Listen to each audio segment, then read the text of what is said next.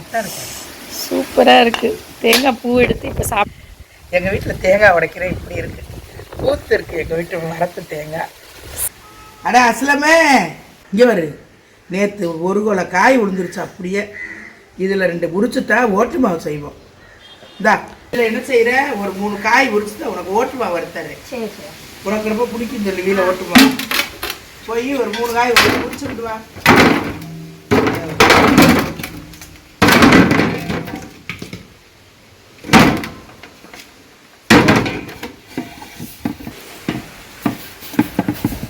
இந்த பச்சரிசி வாளி அடுப்படியில் இருக்கு, அதை தூக்கிட்டு வா. களைஞ்சு தரேன், கொண்டு போய் காய போடு. தேங்காயை உடிச்சிட்டு விட்டு அதுக்கெல்லாம் காஞ்ச உடனே போய் ஓடி போய் அரைச்சிட்டு ஓடியாந்துரு. ஓட்டு மாவுக்கு களைஞ்சு தாரேன், மேலே உடனே காய போடு.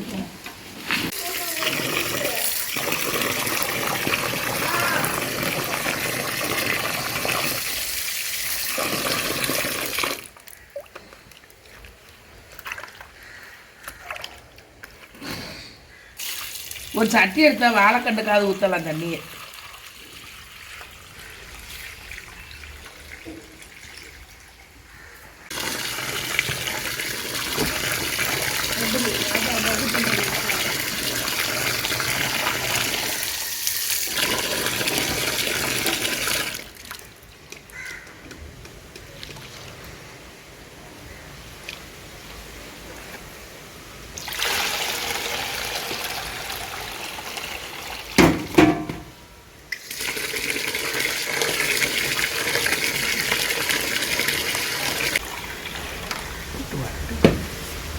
சில இந்த தண்ணியத்துக்கு வாழைக்கண்டில் ஊற்றுப்பா. செத்த வாழைக்கண்டு காஞ்சு போய் கிடக்கு. சுற்றிட்டு வாங்க.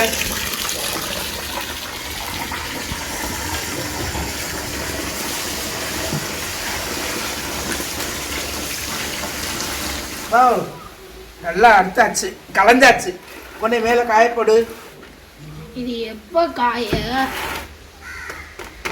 இது எப்பமா காய? அப்போ வீட்டில் இருக்க இதை காய போடு. மாவை எடுத்துட்டு வா, வீட்டில் இருக்க மாவை எடுத்து வா. ஓட்டு மாவு வறுத்தாரேண்ணா. போ இதை காய போட்டுருவா. இதை காய போட்டுருவோம். சரி.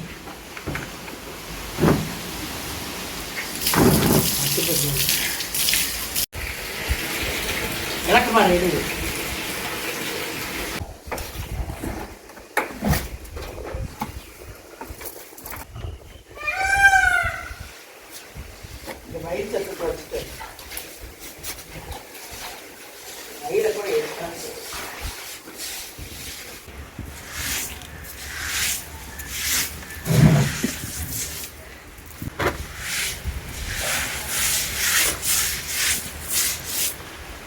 இந்த அரிசி காஞ்சு அரைக்கிற வரைக்கும் உன் மயம் கொடுக்க மாட்டேன். வீட்டில் வறுத்து வச்சிருக்க மாவை எடுத்துட்டு வா, நான் வறுத்து தரேன். சரி, அப்போ நான் வறுத்த மாவை எடுத்துட்டு வரேன். ஆமாம், எடுத்துட்டு வா, அந்த மாவை எடுத்துட்டு வா. ஏம்மா என்னம்மா பண்ணுறியா? மாவு வறுத்துறேன்ட்டு இங்கே வரு. மாங்கன்று ஊரை போய் இந்த பாவை கொடி சுற்றி கிடக்கு. கண்டை போடு சாச்சிரும் போல. காடு விட்டு வளர்த்து இதை வீணாக்குறதா? மாங்கண்டை போட்டு சுற்றிக்கிட்டு நிற்கிது. அதுக்கு இடம் இல்லாம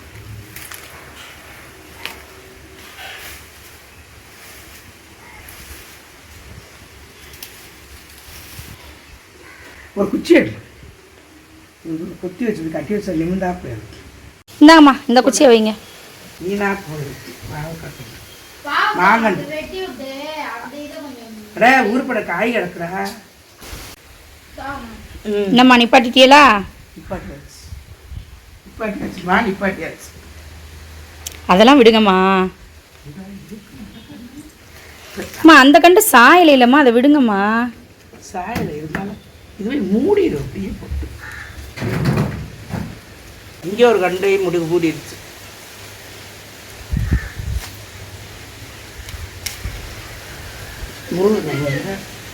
முருகட்டம்பில் போய் பறந்து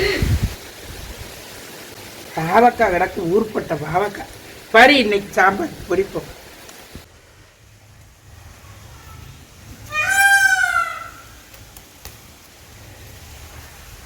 எங்கம்மா? அதுக்குள்ளே கையை அழுத்தது என்ன சொல்றிய? தெரியலையா?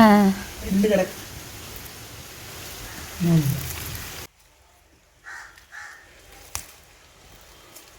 வகையில் இன்னொன்று தெரிஞ்சு போய் நல்லா மறைஞ்சிருதேம்மா.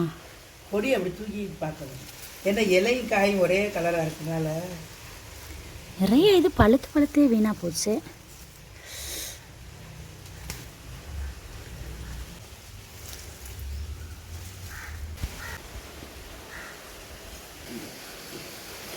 இங்கே பாருங்கள், இவ்வளோ பாவக்காய் இருந்திருக்கு. சாம்பாருக்கு இதை பொரிச்சிடலாம் நம்ம. இதாக இருக்குது.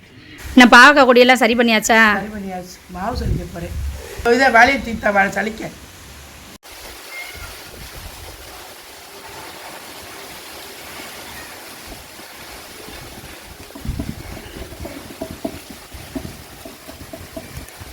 காற்று அடிக்குது.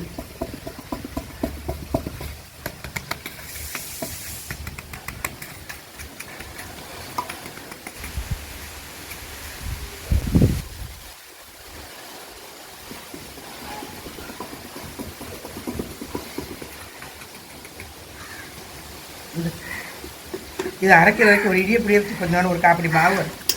இதை வை. இந்த மாவு முக்காப்படி மாவு. இது இந்த மாவில் ஓட்டு மாவு வறுப்போம். தேங்காய் எடுத்துட்டா உடச்சிட்டாரு, திருவி அரைச்சிட்டு வந்துரு. அது வரைக்கும் நான் அடுப்பை பற்ற வச்சு பருப்பு வெந்திருக்கு, சாம்பாரை வச்சுக்கிட்டு இருக்கேன். தக்காளி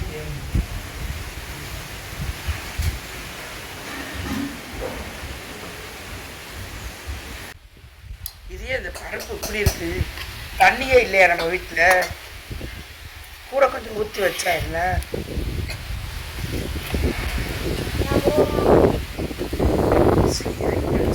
எந்த தானே இருக்கு?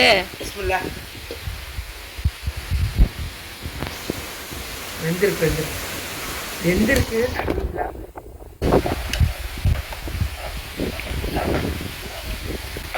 அப்படியே அடுப்பில் சாம்பாரை மட்டும் எனக்கு வச்சு தந்துடுங்க.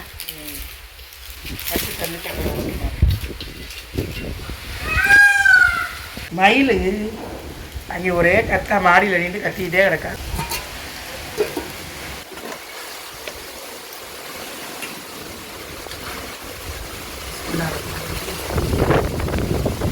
காஞ்ச உடனே 2 கடுகு,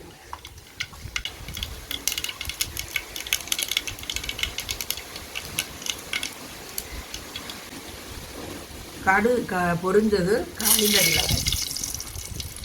2 காஞ்ச மிளகாய், அப்புறம் 2 வெந்தயம் போடும்.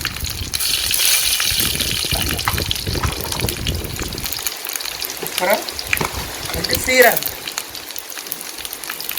இவ்வளவா போடணும்? கடுகு, சீரகம், வெந்தயம், கருவேப்பிலை, வெங்காயம், பட்டை மிளகாய் எல்லாம் போட்டு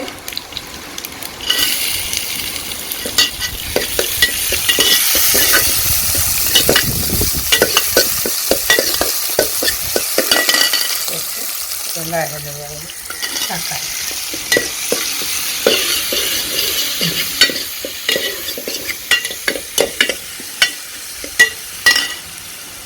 ரெண்டு பச்சை மிளகாய். அப்புறம் சாம்பாருக்கு தேவையான கேரட்டு, கத்திரிக்காய், கேரட்டு போட்டு சாம்பார். முருங்கைக்காய் மரத்தில் பறிக்க முடியல, வெயில் கண்ணு பூசுது. அதனால் வெறும் கத்திரிக்காயும் கேரட்டையும் போட்டு சாம்பார்.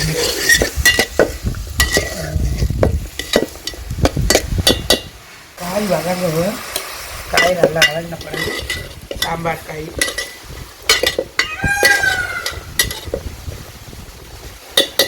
சாம்பார் காய் நல்லா வதங்கவும். இது வந்து எங்கள் வீட்டில் ரெடி பண்ண சாம்பார் பொடி. எல்லோரும் மசாலா பொடி கேட்டிருக்காங்க. அடுத்த வீடியோவில் எல்லாருக்கும் நான் போடுறேன். உப்பு கொஞ்சம் போட்டுறணும். மசாலா போட்டு உப்பு போட்டு தண்ணியை ஊற்றிட வேண்டியது.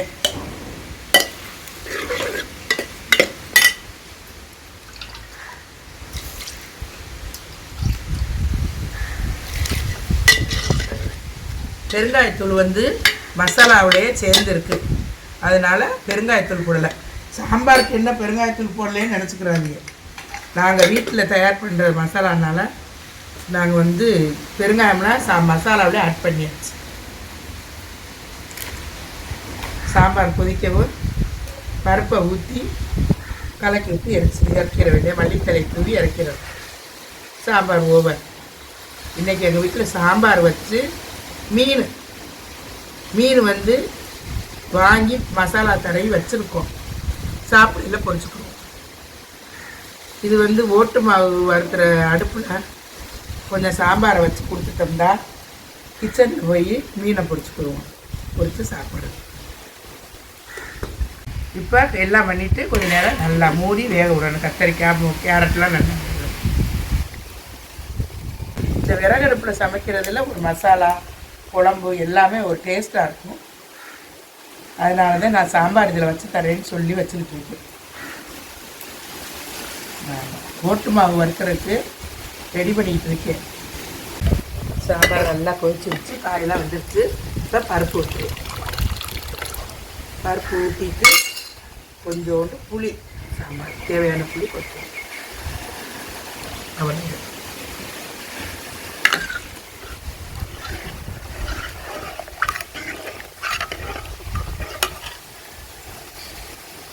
பருப்பு ஊற்றியாச்சு, புளி ஊற்றியாச்சு. இப்போ சாம்பார் ரெடி ஆயிடுச்சு. சாம்பார் ஒரு லைட்டாக சுடு வெட்டின ஒரு கொதி வந்தோடனே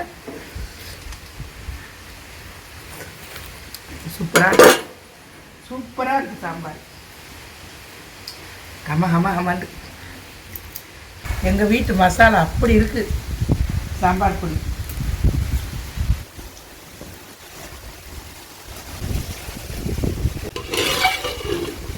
சாம்பார் ரெடி ஆகிடுச்சு. வேலை முடிஞ்சிச்சு. போட்டு மாவுக்கு முக்காப்படி மாவுக்கு 3 தேங்காய் எடுத்துட்டு. எங்கள் வீட்டில் தேங்காய் சின்னதாக இருக்கிறதுனால 3 தேங்காய் எடுத்துட்டு. பெரிய தேங்காய் இருந்தால் 2 தேங்காய் போகும்.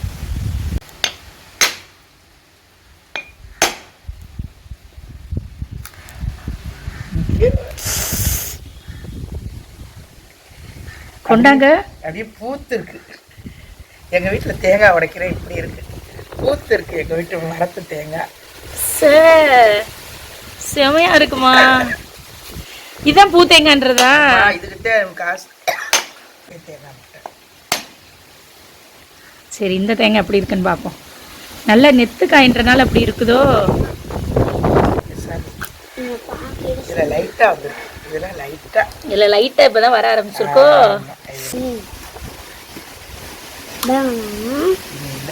இல்லை இல்லை, அல்ஹம்துலில்லாஹ்.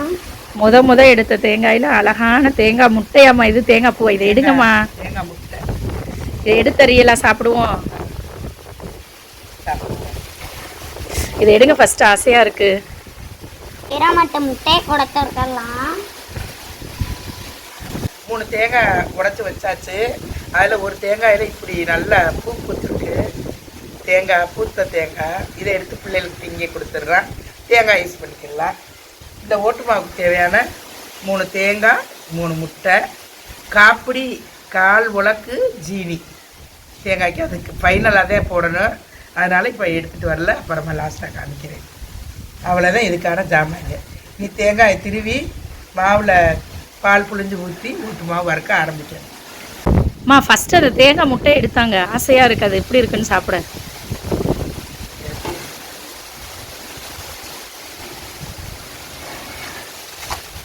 வாவ், செமையா இருக்குமா?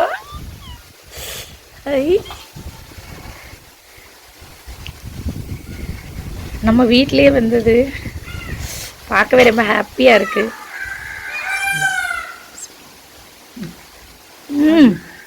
தேங்காய் பூ அவ்வளோ இனிப்பா இருக்கு. ருசியோ ருசி.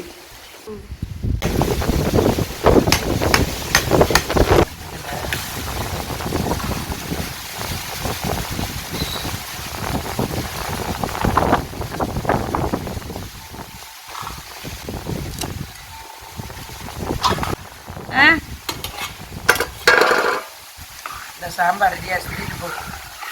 சரி, நான் சாம்பார் தூக்கிட்டு அடுப்பையுமே அங்கிட்டு எடுத்துகிட்டு போயிருக்கோம். சரியா? போமா, எந்திரிங்க.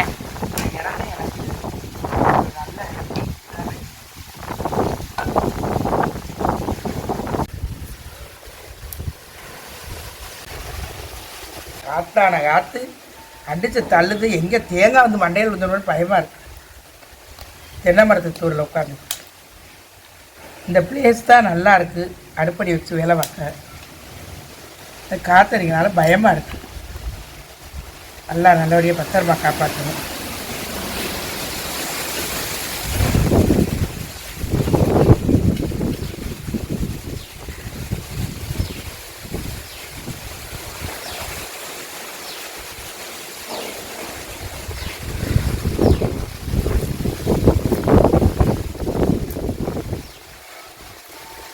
சரிண்ணா, இதை போய் அரைச்சிட்டு வாமா. இதை அரைச்சிட்டு வாங்க, சீக்கிரம் வாங்க. நேரம் ஆச்சு, வெயில் வந்துட்டு தொழுகைக்கு நேரம் ஆச்சு. சாம்பார் ரெடி ஆயிடுச்சு. ரெடி ஆயிடுச்சு, சூப்பராக இருக்குது சாம்பார். திருப்பி உள்ள வை, மீன் எடுத்து அங்கனே பொரிச்சிரு. அம்மா இந்தாங்க தேங்காய் அரைச்சாச்சு. இதில் பாலை புளிஞ்சிருங்க. தேங்காய் ஏமா இவ்வளவு தண்ணி?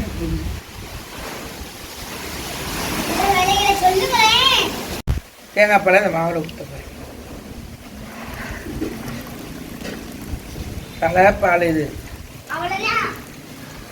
இந்த ஒரு தடவை உள்ள பால் மட்டும்தான் ஊற்றணும். ஊற்றணும், அவ்வளவுதான்.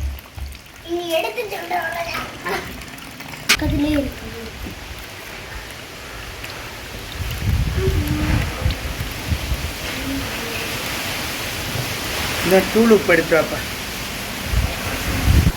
இந்த ப்ரௌன் கலர் ஜாடியில் தூள் உப்பு இருக்கும்ல, அதை எடுத்துட்டு வாம்மா.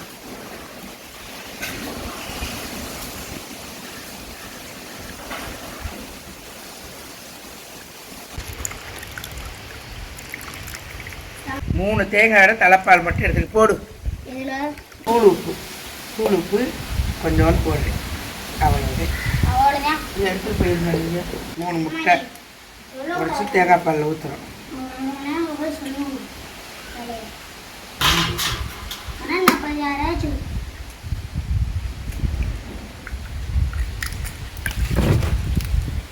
முட்டையவே வெளியவே காணாமே, எல்லாம் உள்ள ஓடிடுச்சு போல.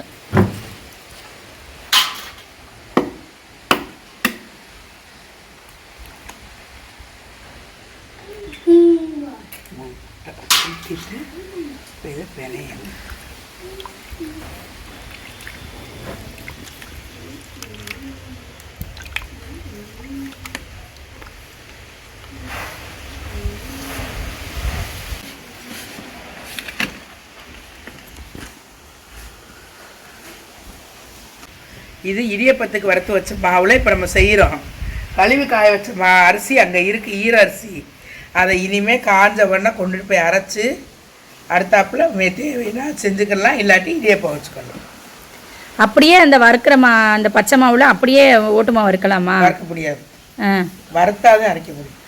அப்போ வந்து முதல்ல வந்து அந்த மாவில் இதே மாதிரி ஓட்டில் போட்டு வறுத்துக்கிட்டு அதுக்கப்புறம் இந்த மாதிரி ஜாமான்களை சேர்க்கணும். பச்சை மாவில் சேர்த்தா இந்த அளவுக்கு பொழு பொழுன்னு வராது, புரியுதா? அதனால முதல் மாவு வறுத்து எடுத்துக்கிட்டு அதுக்கப்புறம் இந்த தேங்காய் பால் இதெல்லாம் ஊற்றி பிணைஞ்சு மாவு வறுக்கணும்.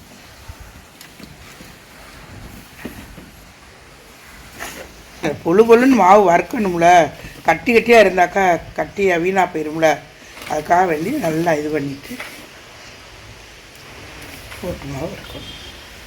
இல்லை, இந்த மாவோட கன்சிஸ்டன்சி எப்படி இருக்கும்? இதே அளவு, இதே தான் அளவு.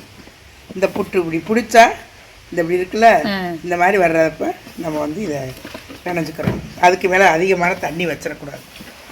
இது அவ்வளோதான். இதை இப்போ வந்து இதில் கொட்டி ஓட்டில் கொட்டி நம்ம வறுக்கணும். வறுக்கிற சட்டியில், இரும்பு சட்டியில் வறுக்கலாம். நம்ம வீட்டில் இரும்பு சட்டி இல்லாதனால அலுமினிய சட்டியில் நான் வறுக்கப்படுது.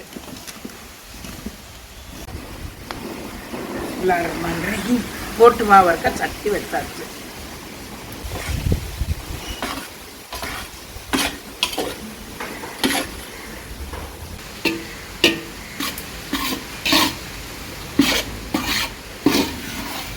மாவு நம்ம எவ்வளோ வச்சு இப்போ எவ்வளோ ஆயிடுச்சு பாருங்க. இன்னும் இதுக்கு ரொம்ப குறைஞ்சி ரொம்ப மொறுன்னு ஆயிரம் மாவு. அந்த அளவுக்கு மாவை வறுக்கணும். யாரும் செய்ய மாட்டியே இந்த வேலையெல்லாம், யார் பார்க்க போகிறா கிளவின்னு சொல்லுவிய. ஆனால் இதெல்லாம் பாரம்பரிய தீவனம், அந்த காலத்து உணவுகள் நல்லாயிருக்கும். இதெல்லாம் செஞ்சு அந்த காலத்தில் நிறைய அதிகமாக செஞ்சு நிறைய வச்சுருப்பா. பெரிய வாளி பெரிய சட்டியில் போட்டு வச்சு சாயந்தரத்தில் பிள்ளைகளுக்கு ஸ்நாக்ஸு இப்போ மாதிரி பீஸா பர்கரு அது இதெல்லாம் அந்த காலத்தில் கிடையாது. இந்த மாவு தீவனங்கள், ரொட்டி சுடுறது, களி கிண்டி கொடுக்குறது, இந்த மாதிரி சாப்பாடுங்கிறதே அந்த காலத்து சாப்பாடு. நீங்கள் பார்த்துக்கிட்டு இனிமேல் செஞ்சு சாப்பிடுங்க. இதுவரையெல்லாம் எங்களோட முடிஞ்சிடும். இனிமேல் இருக்கிற சந்ததிகள்லாம் இதெல்லாம் செய்ய மாட்டீங்க. நான் செஞ்சு சாப்பிடுங்க, நல்லாயிருக்கும். அரை மணி நேரம் கிண்டி இருக்கோம், இன்னும் அரை மணி நேரம் கிண்டணும். இன்னும் அரை மணி நேரமா? ஆமாம், இதை போட்டு அது கிட்டது வெந்துருமா மாவு. மாவு மொறுன்னு வரணும். இந்த மாவுலாம் வந்து ஒரு மாதத்துக்கு இருக்கணும். நீங்கள் போதுன்னு கிண்டி வச்சீங்கன்னா ஒரு வாரத்தில் பூசணம் முடிச்சு போய் கீழே தூக்கி கொட்டிடும். ஒரு மாதம் 1.5 மாதம் மாத கணக்கில் வச்சு சாப்பிட்ற பொருள் இது. ஆமாம், இவ்வளோ கஷ்டப்பட்டு செய்கிறதெல்லாம் எதுக்கு? நாட்கள் வச்சு சாப்பிட்றதுக்காகவே. மாவு நல்லா வரைஞ்சிருச்சு. இப்போ வந்து சர்க்கரை போடணும், சீனி போடணும், மாவை இறக்க போகிறோம். அவ்வளோதான். போட்டு மாவு வறுத்தாச்சு, கலர் சேஞ்ச் ஆகிடுச்சு. இப்போ இதுக்கு சீனி போட்டு ஃபைனல் பண்ணி வேண்டியதை கொண்டா துண்டை விடு. அடுப்பை இறக்க கொண்டா. அவ்வளோது. உலையை வச்சு அடுப்பை 3 டம்ளரில் 2 அளவு சீனி. அவ்வளோது.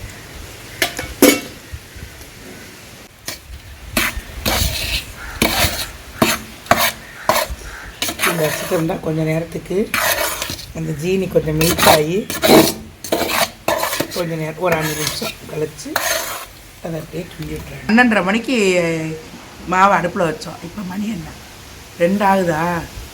அப்போ வந்து எவ்வளோ நேரம்? 1.5 மணி நேரம். 1.5 மணி நேரம் கிண்டி இருக்குது இந்த மாவை. எவ்வளோ மாவு சட்டியில் அரை சட்டி மாவு வச்சு பாருங்க எவ்வளோ ஆயிடுச்சுன்னு. இப்படிதான் ஆயிரும் இந்த மாவு நல்லா இதாகி.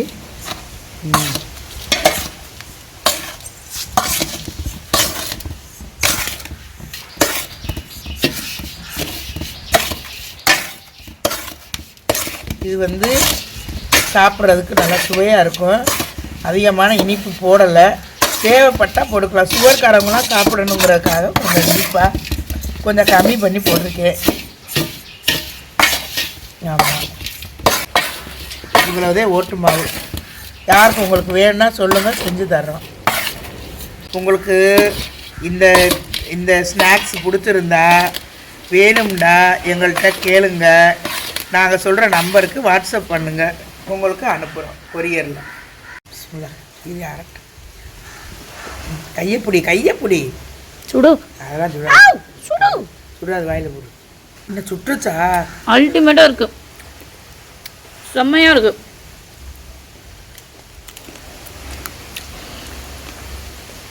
சூப்பராக இருக்குது, செம்ம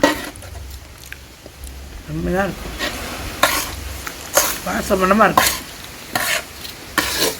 சாயந்தரம் இது உட்காந்து திங்கும்போது சாயா குடிச்சிட்டு திங்கும்போது சூப்பராக இருக்கும். ஸ்நாக்ஸு பிடிச்சிருந்தா லைக் பண்ணுங்கள், ஷேர் பண்ணுங்கள், சப்ஸ்கிரைப் பண்ணுங்கள்.